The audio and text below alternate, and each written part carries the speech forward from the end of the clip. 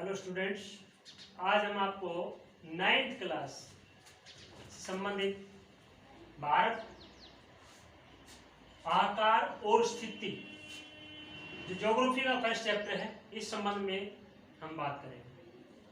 तो हम ये जाने कि हमारा भारत विश्व में कहाँ स्थित है, हम दुनिया में कहाँ रहते हैं। ये सारी बातें जानने के लिए जरूरत पड़ेगी हमें मानचित्र की। तो सबसे पहले हम बात करते हैं कि हमारा भारत विश्व में कहाँ पर है। तो सपोज करिए ग्लोब है, ग्लोब के ऊपर ये भूमध्य रेखा है, ये 0 डिग्री प्रधान देशांतर रेखा है।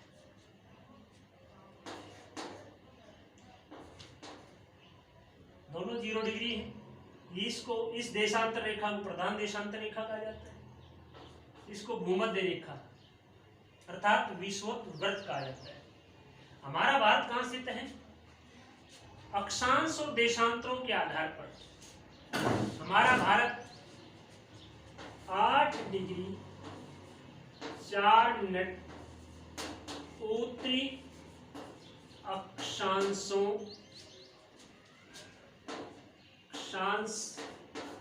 से 37 डिग्री 6 मिनट उत्तरी अक्षांश के मध्य स्थित है। देशांतरों के आधार पर बात करें तो देशांतरों में 68 डिग्री 6 मिनट पूर्वी देशांतर से 97 डिग्री 25 मिनट पूर्वी देशांतरों के मध्य स्थित है। 8 डिग्री 4 मिनट से 37 डिग्री 6 मिनट उत्तरी अक्षांश, देशांतरों में 68 डिग्री 6 मिनट पूर्वी से 97 डिग्री 25 मिनट पूर्वी देशांतरों के मध्य स्थित है। जैसे ये है भूमध्य रेखा, तो लगभग 8 डिग्री है ये रेखा है, ठीक है। 8 डिग्री 4 मिनट उत्तरी, ओके। अब 37 डिग्री 6 मिनट उत्तरी अक्षांशों के मध्य, तो ये हो गया लगभग 37 डिग्री 6 मिनट उत्तरी। इनके बीच में भारत स्थित है, लेकिन हमें एग्जैक्ट पता नहीं चला कि भाई भारत ग्लोब के ऊपर है, कहाँ पर है, यहाँ पर है कि यहाँ है कि यहाँ है। इसलिए हमें जानकारी प्राप्त करनी होगी देशांतरों की, कि देशांतरों में कहाँ पर है। तो देशांतरों में 68 डिग्री 6 मिनट पूर्वी से 97 डिग्री 25 मिनट पूर्वी के मध्य, तो लगभग है ये है सपोज करो 68 डिग्री 6 मिनट पूर्वी, और ये है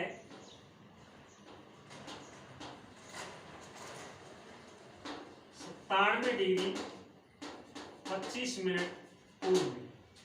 ये इसका मतलब क्या है कि भारत यहां स्थित है, इस इलाके, ये हमारा भारत, आप देख सकते हो।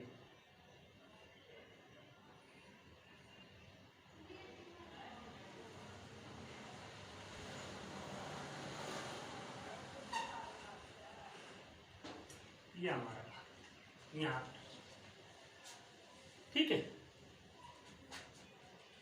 ये तो है हमारी पृथ्वी के ऊपर ग्लोब में भारत की स्थिति अक्षांश और देशांतरों के आधार पर। विश्व में अगर हम जाने तो अफ्रीका महाद्वीप में, कौन सी महाद्वीप, सॉरी एशिया महाद्वीप में, एशिया महाद्वीप के दक्षिणी हिस्से में हमारा भारत स्थित है। तो और दूसरी जो तथ्य हैं इसके संदर्भ में, उनके बारे में और बात करते हैं।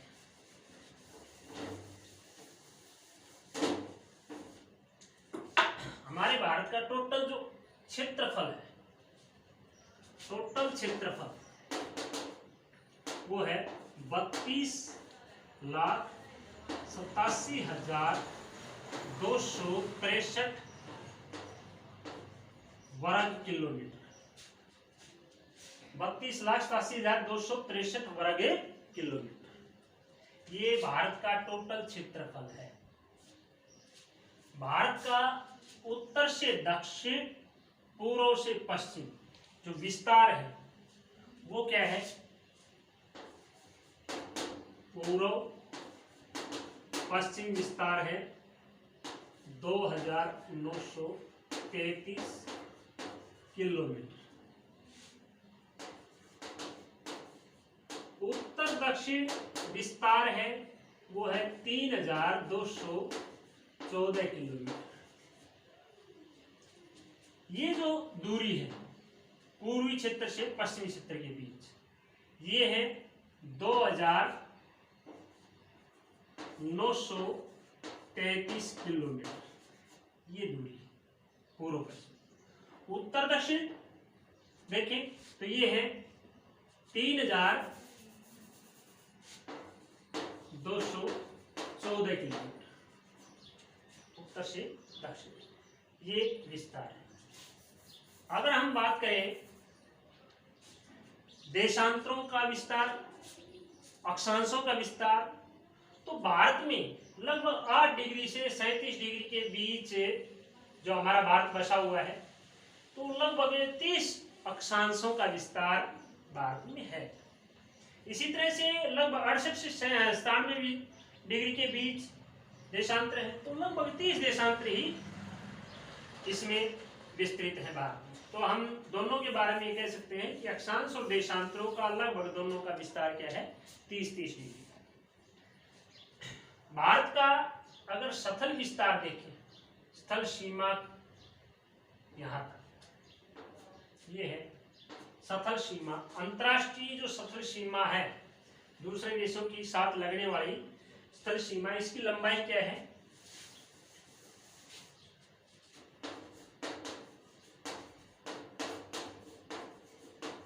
स्थल सीमा की लंबाई है 15,200 किलोमीटर। यहां से गुजरात के इस छोर से लेकर के पाकिस्तान, चीन, नेपाल, भूटान, चीन, म्यांमार, बांग्लादेश और यहाँ तक पश्चिम बंगाल की इस छोर तक, ये है 15,200 किलोमीटर लंबी स्थल सीमा की लंबाई। सबसे बड़ी स्थल सीमा किस पड़ोसी देश के साथ लगती है? वो है बांग्लादेश। बांग्लादेश के साथ भारत की सबसे लंबी स्थल सीमा लगती है। इसके बाद जिक्र करते हैं हम तट रेखा का। ये है तट रेखा, ये है अरब सागर। भारत के प्रायद्वीपीय पठार के पश्चिम में अरब सागर स्थित है। भारत की प्रायद्वीपीय पठार के पूर्वी क्षेत्र में जो जल राशि है उसका नाम है बंगाल की खाड़ी, और भारत के दक्षिण में हिंद महासागर विस्तृत है। भारत के पड़ोस में हम देखें तो जो पड़ोसी स्थिति है वो क्या है? पड़ोस की, इधर पाकिस्तान है, ये नेपाल है, इधर भूटान है, चीन है, म्यांमार है, बांग्लादेश, नीचे श्रीलंका। जो महासागरीय पड़ोसी देश हैं, द्वीपीय देश हैं, वो है श्रीलंका, और यहाँ पर है मालदीव, नीचे मालदीव। ठीक है। हमारे देश में लगभग 6 प्रकार की भौगोलिक जो आकृतियां हैं वो पाई जाती हैं। प्रमुख तो 3 ही होती हैं, मैदान, पठार और पर्वत। लेकिन इसके अलावा जो द्वीप समूह है, मरुस्थल है, समुद्र तटीय मैदान है, उनका भी जिक्र करें तो टोटल 6 बनती है। उनमें से हमें द्वीप समूह की बात करें तो भारत के पूर्व में स्थित बंगाल की खाड़ी के अंदर अंडमान और निकोबार द्वीप समूह, अरब सागर में लक्षद्वीप समूह। लक्षद्वीप समूह जिन्हें परवाल द्वीप भी कहा जाता है, इसका कारण क्या है कि भारत इस जल राशि में जो बहुत से परवाल नामक जीव जंतु हैं, उनके मृत जीवों के अवशेषों से, उन अवशेषों के निक्षेप से जो भूभाग बने उनको परवाल द्वीप कहा जाता है। इधर अंडमान और निकोबार द्वीप समूह है। ये किस प्रकार के द्वीप हैं? ये समुद्र के अंदर, जल के अंदर पहाड़ियां हैं, और उन पहाड़ियों के ऊपर की शिखर है वो हमें दिखाई देते हैं अंडमान और निकोबार द्वीप समूह के रूप में। भारत में टोटल 28 राज्य और 9 केंद्र शासित प्रदेश हैं। 28 राज्य और 9 केंद्र शासित या संघ शासित कह सकते हैं, जिनकी प्रशासनिक गतिविधियां केंद्र के द्वारा की जाती हैं। तो 9 केंद्र शासित प्रदेश हैं। 28 राज्य कौन कौन से हैं एक बार मैं आपको बता देना चाहूंगा। इससे पहले मैं एक बात बताना भूल गया था आपको, वो है तटरेखा। तटरेखा का जिक्र किया जा रहा था।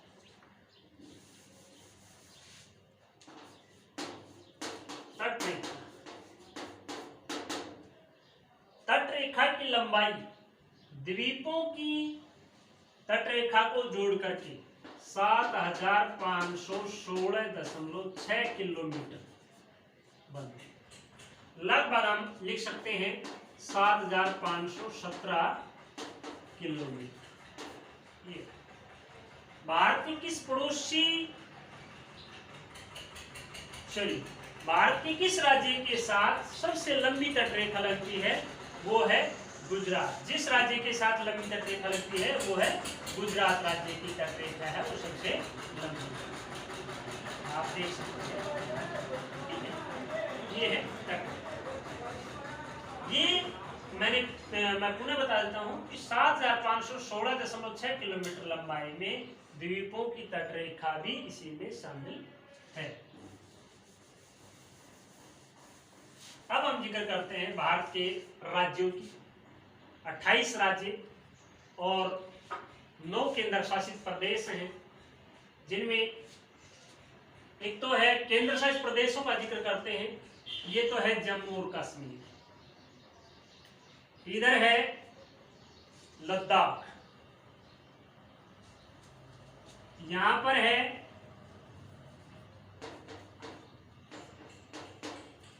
जम्मू कश्मीर, लद्दाख, हरियाणा और पंजाब की संयुक्त राजधानी है, और एक केंद्र शासित प्रदेश भी जिसका नाम है चंडीगढ़। हरियाणा के पूर्वी छोर में ये है दिल्ली। इसके बाद हम आते हैं गुजरात के तट के साथ में। यहां स्थित एक द्वीप समूह है जिसका नाम है दीव, और इसी की लगभग बराबर सी तट के ऊपर इस छोर पर ये है दमन। ये दीव है और ये है दमन। दोनों की राजधानी दमन है, और दमन के नीचे जो गुजरात और महाराष्ट्र की सीमा बनती है, यहाँ पर एक केंद्र है प्रदेश है जिसका नाम है दादरा और नगर हवेली। दादरा और नगर हवेली, जिसकी राजधानी है सिलवासा। दिल्ली की राजधानी नई दिल्ली, चंडीगढ़ की राजधानी चंडीगढ़, जम्मू कश्मीर की राजधानी श्रीनगर, और लद्दाख की राजधानी है लेह। ये है लक्षद्वीप। लक्षद्वीप में की राजधानी है वो है कावरत्ती। ऐसे ये द्वीप बनते हैं 4। ये आकृति बनती है ऐसे, ठीक है। यहाँ पर लगभग ये है ना बड़ा द्वीप है कावरत्ती, इसकी राजधानी। ये है अंडमान और निकोबार। ये है अंडमान ऊपर वाले, और ये है निकोबार द्वीप समूह। तो अंडमान है, उनमें 3 बड़े द्वीप हैं, उत्तरी अंडमान, मध्य अंडमान और दक्षिणी अंडमान। दक्षिणी अंडमान है, इसमें है पोर्ट ब्लेयर। कौन सी राजधानी है अंडमान की? Port Blair. पोर्ट ब्लेयर जिसे ब्रिटिश शासनकाल के दौरान काला पानी कहा जाता था, काला पानी की संज्ञा दी जाती थी। उसका कारण यही था कि ब्रिटिश भारत में जो अंग्रेजी प्रशासन के विरुद्ध गतिविधियों में जो शामिल होते थे, उन लोगों को यहाँ पोर्ट ब्लेयर की जेल में डाल दिया जाता था। ये है पोर्ट ब्लेयर। और भाई यहाँ पर है पूर्वी तट के ऊपर है, ये है पुदुचेरी, पहले पांडिचेरी, वर्तमान नाम है पुदुचेरी। तो टोटल ये बनते हैं, पुदुचेरी की राजधानी भी पुदुचेरी। आप पुनः एक बार देखिए, जम्मू कश्मीर, लद्दाख, चंडीगढ़, दिल्ली, दीव दमन, दादरा नगर हवेली, लक्षद्वीप, पुदुचेरी, अंडमान एवं निकोबार द्वीप से। अब हम 28 राज्यों का जिक्र करते हैं। 28 राज्य कौन कौन से? आपका अपना राज्य हरियाणा, आपका अपना राज्य हरियाणा, आपका पड़ोसी राज्य जो भारत में लगभग धनाढ्य राज्य है वो है पंजाब। भारत के पूर्व में स्थित एक ऐसा राज्य जो 2011 की जनगणना के अनुसार भारत का सबसे अधिक जनसंख्या वाला राज्य है। गेहूं के उत्पादन में सबसे धनाढ्य है, सबसे बड़ा उत्पादक है। भारत में सबसे अधिक जनसंख्या वाला राज्य जब जिक्र आता है तो वो है भाई उत्तर प्रदेश। इसी के पड़ोस में भारत का सबसे गरीब राज्य, लगभग शिक्षा के क्षेत्र में बहुत ही पिछड़ा हुआ, वो राज्य है बिहार राज्य। इसी के साथ में इसका पठारी क्षेत्र जिससे अलग किया गया, खनिज संसाधनों में धनाढ्य है, ये है झारखंड। अब हम वापिस लौटते हैं। इधर भारत में एकमात्र शुष्क मरुस्थल पाया जाता है, वो राज्य है राजस्थान। 11वें शुष्क मरुस्थल राजस्थान। भारत के मध्य में यानी कि मध्य प्रदेश, इससे अलग किया गया राज्य है छत्तीसगढ़, नक्सलवाद प्रभावित क्षेत्र है। अब हम बिल्कुल तट के ऊपर आ जाते हैं। तट के साथ साथ चलते हैं, उनकी पहचान करेंगे, राज्यों की पहचान करते चले जाएंगे। महात्मा गांधी से संबंधित वर्तमान प्रधानमंत्री नरेंद्र मोदी के से संबंधित राज्य ये है गुजरात राज्य। इसके बाद आगे बढ़ते हैं।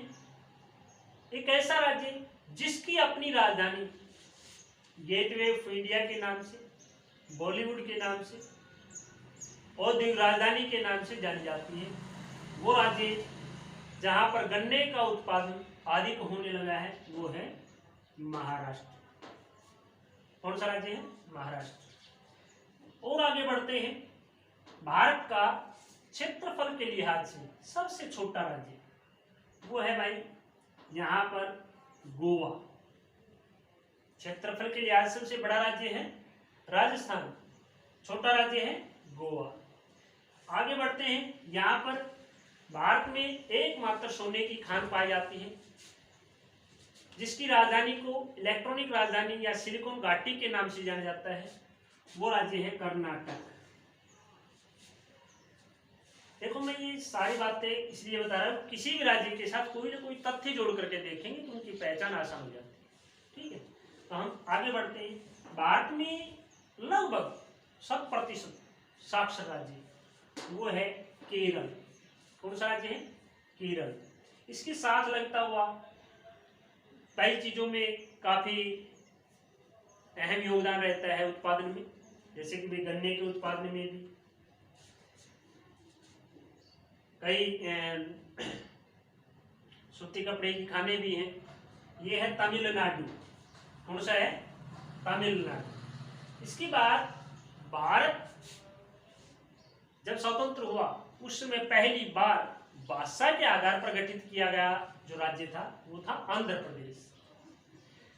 उसका पुनर्गठन हुआ है, वो आंध्र प्रदेश से दो अलग अलग राज्य बने हैं। नीचे वाला है आंध्र प्रदेश या सीमांध्र भी कहते हैं, और ऊपर वाला है वो है तेलंगाना। इसके बाद इसके पड़ोस में है भारत का लगभग गरीब राज्य, जहां पर आदिवासी, भारत में जो आदिवासी पाए जाते हैं उनमें बड़ा प्रतिशत आदिवासियों का उड़ीसा में पाया जाता है। कच्चे लोहे का सबसे अधिक उत्पादन उड़ीसा में होता है, तो ये है उड़ीसा राज्य। भारत में चावल का सबसे बड़ा उत्पादक राज्य।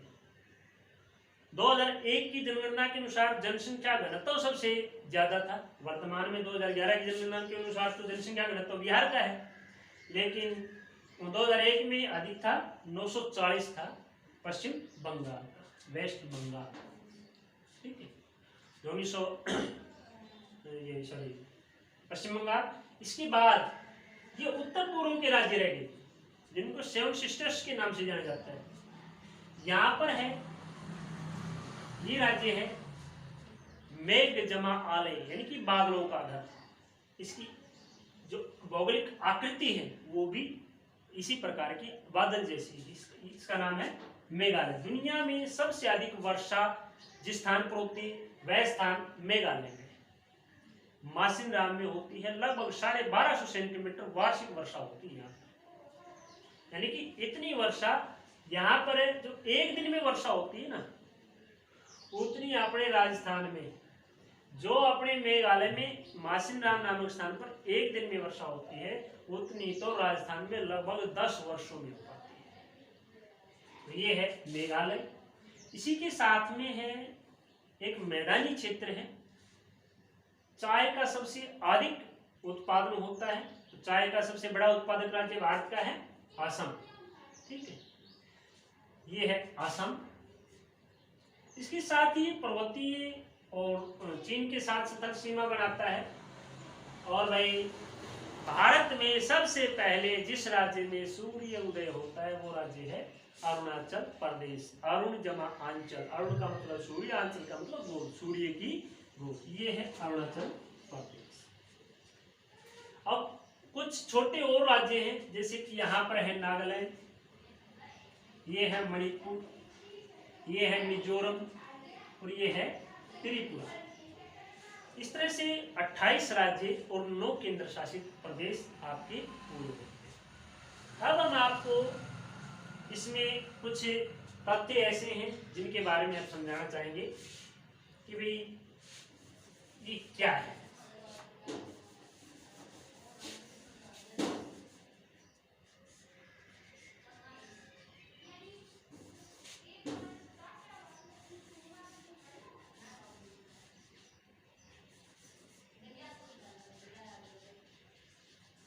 देखिए,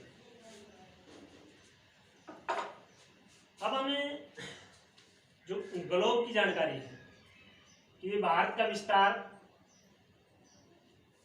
ग्लोब में कहां पर है, ग्लोब पर हमारा भारत कहां है, इसकी स्थिति क्या है, वो हम बताएंगे। तो हमने आपको पहले ही बताया, उस बात को मैं दोबारा रिमाइंड करूंगा। ये तो है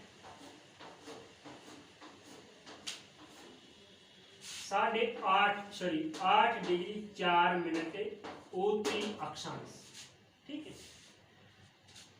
9, 10, 11, 12, 13 इस तरह से। ये है जो उत्तरी सीमा है भारत की, ये है 37 डिग्री 6 मिनट उत्तरी, ठीक है। उत्तरी गोलार्ध में हमारा भारत है, तो उत्तरी गोलार्ध में 8 डिग्री 4 मिनट उत्तरी से 37 डिग्री 6 मिनट उत्तरी अक्षांश के मध्य स्थित।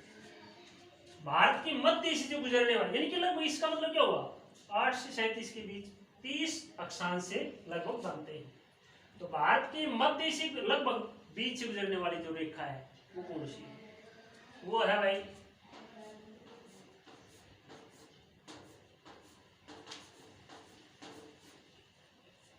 ये है 23.5 डिग्री।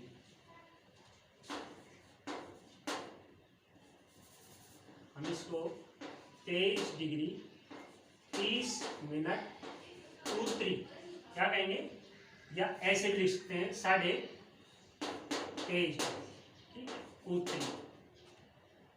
23.5 डिग्री उत्तरी अक्षांश कर्क रेखा के नाम से जानी जाती है। इसके नाम से कर्क रेखा के नाम से जानी जाती है, कर्क रेखा। ये भारत में 2 ताप गतिबंध बनाती है। प्रमुख रूप से तो भारत में उष्ण कटिबंध और उपोष्ण कटिबंध होते हैं, क्योंकि आपको पता होना चाहिए 0 से लगभग 20 डिग्री उष्ण कटिबंध, सॉरी 30 डिग्री, और 30 से 40 के बीच है ना उपोष्ण कटिबंध होता है। तो वैसे हम दो ताप कटिबंध उष्ण कटिबंध और शीतोष्ण कटिबंध, लेकिन इस उष्ण कटिबंध के साथ लगता हुआ उपोष्ण कटिबंध है। भारत के मध्य से गुजरने वाली कर्क रेखा है, 8 राज्यों से होकर के गुजरती है। गुजरात, थोड़ा सा यहाँ पर राजस्थान आता है, मध्य प्रदेश, छत्तीसगढ़, झारखंड, पश्चिम बंगाल, त्रिपुरा और मिजोरम। आप देख सकते हैं, अगर आप थोड़ा सा ध्यान दें, देखिए ये है कर्क रेखा। भारत के 8 राज्यों से जो होकर के गुजरती है। देशांतरों का जिक्र करें तो भारत, अगर आपसे अब पूछा जाए, कोई पूछे कि भारत का बिल्कुल दक्षिणी अक्षांश कौन सा है, तो भारत का बिल्कुल दक्षिणी तो क्या है, 8 डिग्री। एक बार मैं पीछे लौटता हूं, मैं बता नहीं पाया आपको कि भी किसी भी मैप को ले, चाहे वो आपके घर का हो, चाहे आपके डिस्ट्रिक्ट का हो, राज्य का हो, या आपके देश का हो, वर्ल्ड का हो, किसी भी प्रकार का मैप हो उसको सीधा रखो, और सीधा रखने पर ऊपर उत्तर होगा, नीचे दक्षिण होगा, इधर दाएं तरफ पूर्व होगा, बाएं तरफ है पश्चिम होगा, उत्तर दक्षिण पूर्व पश्चिम। तो इस तरह से बिल्कुल दक्षिणी है वो 8 डिग्री 4 मिनट अक्षांश। बिल्कुल उत्तरी अक्षांश कौन सा है, तो 37 डिग्री 6 मिनट उत्तरी। अब जिक्र करते हैं देशांतरों का। ये है भाई 68 डिग्री 7 मिनट पूर्वी देशांतर, ठीक है। और ये है 97 डिग्री 25 मिनट पूर्वी देशांतर। ये देशांतरीय विस्तार है, ठीक। लगभग 30 देशांतर गुजरते हैं। तो आपको पता है 2 देशांतरों के बीच का जो समय है वो 4 मिनट का होता है। इसका मतलब 30 देशांतर भारत के से गुजरते हैं। तो 2 देशांतरों के मध्य जो समय का अंतर है वो 4 मिनट का है। तो 4 ये 120 मिनट का अंतर है, अर्थात 2 घंटे का अंतर है इनके बीच। अरुणाचल प्रदेश में दिन निकलता है, लेकिन गुजरात में उस समय दिन नहीं निकला होता, 2 घंटे का समय अधिक लगे। अर्थात अगर सपोज करें अरुणाचल प्रदेश में 5 बजे सुबह दिन निकलता है, तो यहाँ पर 7 बजे दिन निकलता है। कितने बजे? 7 बजे। लेकिन दोनों स्थानों पर जो घड़ियां हैं वो एक ही समय दर्शाती है। उसका कारण क्या है, हमने जो समय का अंतर है उस समय के अंतर को समाप्त किया है। कैसे? हमने भारत की मानक मध्याह्न रेखा है, जिसको यामोत्तर रेखा भी कहते हैं,